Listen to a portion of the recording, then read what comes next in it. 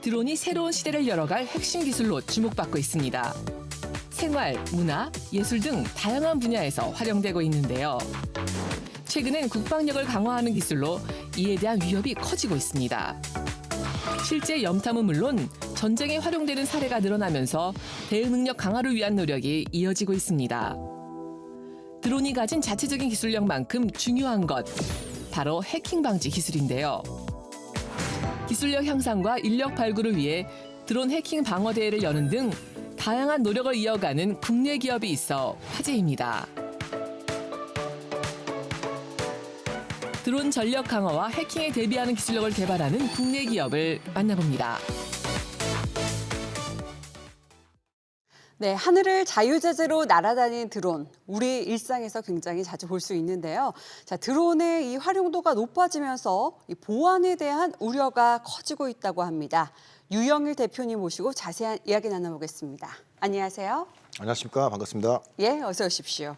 이번에 파리올림픽에서도 드론이 굉장히 화제가 됐었죠. 캐나다 여자축구 대표팀이 상대팀인 뉴질랜드 훈련장에 드론을 띄워서 정보를 수집하다가 적발이 된 사례가 있었는데 뭐 사례도 사례지만 드론이 굉장히 다양한 분야에서 활용되고 있는 것 같아요. 네, 그렇습니다. 이제 드론은 그 전문가들만 사용하는 특별한 장비가 아니고요. 예. 마치 스마트폰처럼 남녀노소 누구나 활용하는 그 친근한 장비가 되었습니다. 그래서 어린이들의 그 취미 생활은 물론 농약 살포나 물류 배송, 그리고 안전 진단, 뭐 재난 구조, 그리고 영화 촬영 등 이런 다양한 분야에서 활용이 되고 있는 상황이죠.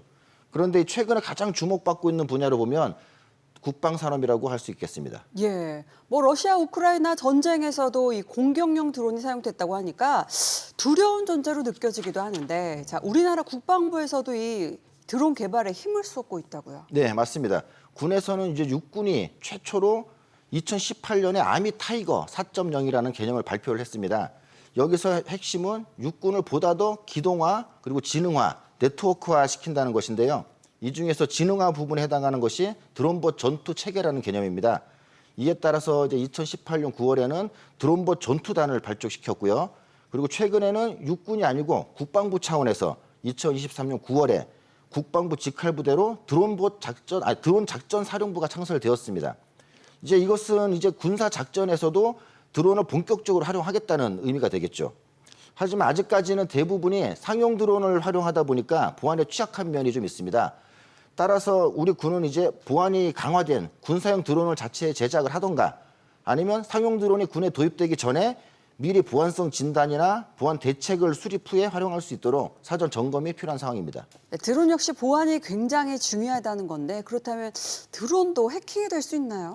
네, 그렇습니다. 드론도 역시 하나의 작은 컴퓨터라고 볼 수 있습니다. 그 작은 컴퓨터에 모터, 그리고 프로펠러, GPS 장치 등 그러한 특정 장치가 붙어 있다는 점만 다르다고 볼 수 있기 때문에 물론 해킹도 가능합니다.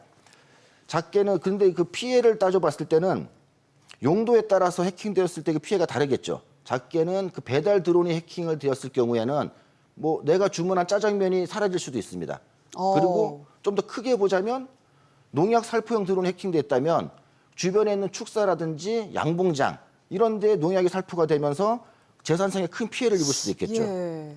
근데 그 중에서도 가장 위험한 경우라면은 군사 목적의 드론이 되겠습니다. 우리가 적진에 정찰을 보내는 경우라면은 우리 같은 경우는 몰래 촬영을 해야 되겠잖아요. 예. 그래서 그 적진의 근처까지는 가지 못하고 약간 떨어진 곳에서 멀리서 적진을 촬영을 하게 됩니다. 그리고 임무 수행이 끝난 드론은 다시 우리 부대로 복귀를 해야겠죠. 그런데 이때 그 드론이 만약에 해킹을 당했다. 적으로부터 해킹이 된 상태로 우리 부대로 들어온다 그러면 여기서 이제 큰 문제가 생기겠죠. 우리는 멀리서 우리 드론을 가지고 촬영했는데 적들은 우리 드론을 가지고 우리 부대 내부를 근접해서 촬영을 할 수가 있습니다. 그리고 그 자료들을 고스란히 다 가져갈 수 있는 아이러니한 상황이 발생을 하겠죠. 그런데 여기서 폭탄에 설치된 공격용 드론이었다 그러면 더 피해는 더 커질 수가 있겠죠. 너무 무서운 얘기인데요. 자, 이쯤이 되면 이 드론의 기술력 개발과 동시에 해킹을 방지하는 방법을 모색해야 할 것 같은데 현재 상황은 어떻습니까? 예, 드론은 2000년대 중반부터 상용화되기 시작했고요. 특히 2010년대 초반부터 대중화되었습니다. 지금까지는 주로 그 배터리가 얼마나 오래 가는지 그리고 카메라의 화질이 얼마나 좋은지 또 얼마나 무거운 짐을 들어 올릴 수 있는지 그런 기능 위주의 발전이 있었고요. 이렇게 드론에 관련된 기술은 빠르게 발전하고 있는데 상대적으로 보면 드론의 생존성 보장과 보안 안정성 강화에 대한 연구 개발은 아직 시작 단계라고 볼 수 있습니다. 미국 같은 경우에는 드론 사이버 보안의 중요성을 인식하고 2019년에 중국산 드론 사용 금지에 관한 드론 보안법을 발의한 바가 있고요. 우리나라의 경우에는 2020년 12월에 한국인터넷진흥원에서 드론 사이버 보안 가이드를 발간했습니다. 그리고 2021년 1월에는 국방부 차원에서 국방 드론 보안 가이드라는 것을 발간했고요. 최근 들어서 이제 드론 보안에 대한 중요성에 대해서 많이 인식을 하면서 정부에서도 드론 보안에 관한 다수의 연구 과제들이 진행되고 있습니다. 우리 회사는 현재 국방 무인동체 사이버 보안 프레임워크 및 시험 환경 개발이라는 정부 연구 과제를 진행하고 있는데요. 2023년에 시작해서 2025년에 마무리될 예정입니다. 예, 드론 보안 기술력을 높이기 위해서 해킹 대회가 열린다고 하는데 어떤 행사인지 소개를 좀 부탁드립니다. 네, 헥더 드론은 한국 드론 보안 협회가 주최하는 국제 드론 보안 해킹 대회명입니다. 예. 말 그대로 드론을 해킹하라라는 의미를 가지고 있고요. 이 행사는 작년에 제1회 대회를 시작되었고 올해는 8월 말까지 예선 접수를 받고 있습니다. 그리고 9월에는 예선전을 거쳐서 10월 말에는 삼성동 코엑스에서 본선 대회가 펼쳐집니다. 1위 팀에게는 과학기술정보통신부 장관상이 수여되고요. 이어서 한국인터넷진흥원장상, 드론 작전사령관상, 사이버 안보연구소 대표상 등 많은 상장과 상금들이 준비되어 있습니다. 흥미 있으신 분들은 지금이라도 늦지 않게 예선 접수를 진행하시면 참가가 가능합니다. 예, 흥미로운 대회가 아닐 수 없는데 이 사이버 보안 인재 발굴을 위해서 국내뿐만이 아니라 실은 해외에서도 다양한 해킹 방어 대회가 열리고 있죠. 그런데 이 드론이라는 특정 분야가 지정된 경우가 굉장히 드물다고요. 네, 말씀하신 것처럼 현재 해외는 물론 국내에서도 다양한 해킹 방어대회가 열리고 있습니다. 예. 그리고 우리나라 팀이 다양한 세계 무대에서 이제 멋진 활동을 하고 있고요. 또 해킹 방어대회 올림픽이라고 불릴 수 있는 만큼 큰 대회에서도 우리나라 팀이 종종 우승을 차지하기도 합니다. 그리고 이제 빠르게 성장하고 있는 드론 시장에서 이제 드론 보안의 중요성 역시 빠르게 인식이 되고 있고요. 이에 따라서 드론 보안에 대한 집중적인 연구가 이제 진행되는 가운데 드론만을 위한 드론 전용 해킹 방어대회가 필요하게 되었죠. 그래서 2023년에 국제 드론 해킹 방어대회가 한국에서 이제 시작되었습니다. 곧 예선을 앞두고 있다고 들었는데 반응이 굉장히 뜨거울 것 같은데요. 네, 작년 1회 대회 같은 경우에는 좀 2달이라고 하는 짧은 기간에 준비가 됐습니다. 예. 그래서 홍보 기간도 좀 짧다 보니까 걱정을 많이 했는데 예선에 총 53개 팀이 이제 참가를 했고요. 이때 성적 순으로 6개 팀을 선발해서 본선으로 이제 진출을 하였습니다.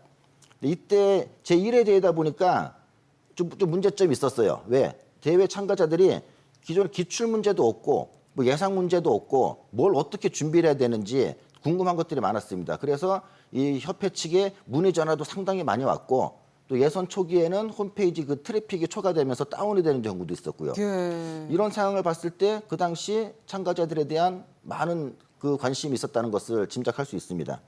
그리고 대회가 종료가 되고 나면 그 풀이 과정에 대한 보고서를 이제 받고 있습니다. 그 이유는 그 인원들이 정상적으로 문제를 풀었는지 아니면 혹여나 그 부정행위가 있진 않았는지 그런 것들을 살펴보게 되는데요.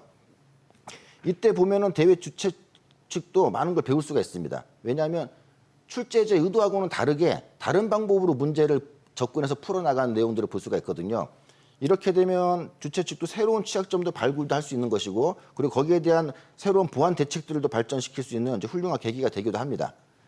그리고 이제 올해 열리는 2회 대회에도 보다 예산이 증가되고 보다 준비 기간도 길었기 때문에 그리고 무엇보다도 각종 정부기관이나 뭐 공공기관 그리고 보안업계 등의 각종 후원과 큰 관심이 이어지고 있다 보니까 작년보다는 상대적으로 비교적 크게 지금 진행되고 있습니다. 예, 앞으로의 행보가 무척 기대가 되는데 끝으로 어떤 계획을 갖고 계신지 궁금합니다. 네, 저는 이제 개인적으로 군에서 전산장교를 한 20년간 군 복무를 하고 이제 2017년에 전역을 했습니다. 예. 특히 2010년도에는 국군 사이버사령부 그 창설 멤버로 이제 초대 모해킹 팀장을 역임했고요. 이후로는 줄곧 육군, 공군, 해군 그리고 국방부의 주요 정보 체계를 대상으로 모해킹 업무를 담당했습니다. 당시에 이제 해킹의 위험성이나 보안의 필요성에 대해서 크게 인식을 한 상태였고요. 이제 군에서 습득한 이런 기술들을 가지고 현재 사이버 보안 사업을 확장하고 있습니다. 이제 현재 진행하고 있는 국방 이제 드론 보안에 관련된 R&D를 통해서 이제 군사용 드론에 대한 보안을 강화시키는 데 큰 역할을 할 수 있기를 바라고 있고요.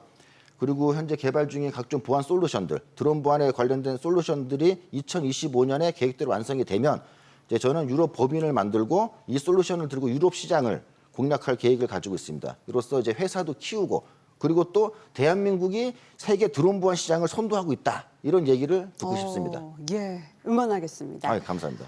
네, 지금까지 국방력을 높이는 드론 보안 기술에 대한 이야기 나눠봤습니다. 고맙습니다. 네, 감사합니다.